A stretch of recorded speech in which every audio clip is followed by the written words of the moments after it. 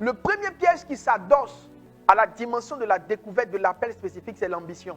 C'est quoi une ambition?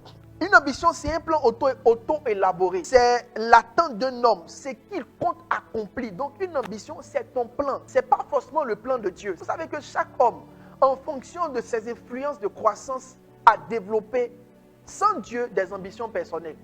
Dans le livre de Genèse chapitre 11, verset 4, dit ceci: allons, bâtissons-nous une ville et une tour, dont le sommet touche le ciel, et faisons-nous un nom. Les gens de Babel, ils voulaient construire pour se faire un nom. Il y a plein de personnes qui sont dans le ministère pour se prouver, pour réussir. Ça dit que c'est le côté apparent. Quand ils disent qu'ils aiment un homme de Dieu, ce n'est même pas les vertus, ce n'est pas la profondeur, ce n'est même pas l'intimité de l'homme de Dieu qui les intéresse. C'est comment le gars bénit ses voitures, sa gloire, sa popularité.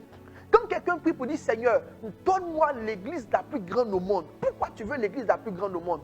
Est-ce que c'est à cause des âmes qui seront gagnées?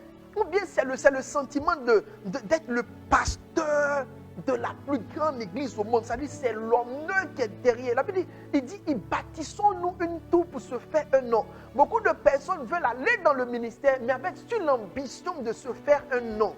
Et ces gens-là, ils commencent naturellement le ministère avec des pages Facebook. Quand tu n'es pas venu pour te bâtir, non, tu commences ton ministère dans le quartier par cellule de prière. Tu gagnes les jeunes du quartier. Tu formes les jeunes du quartier. Tu n'as même pas encore commencé le ministère, tu fais le lancement. On ne fait pas le lancement de ministère. Ministère, là, quand tu sors de ta maison, tu as commencé. On ne lance pas ministère. On ne peut pas lancer un ministère avec un événement. Si tu lances un ministère avec un événement, tous ceux qui sont venus pour l'événement, pas pour appartenir à ton ministère. Après l'événement, tu vas te rendre compte que tu n'as personne.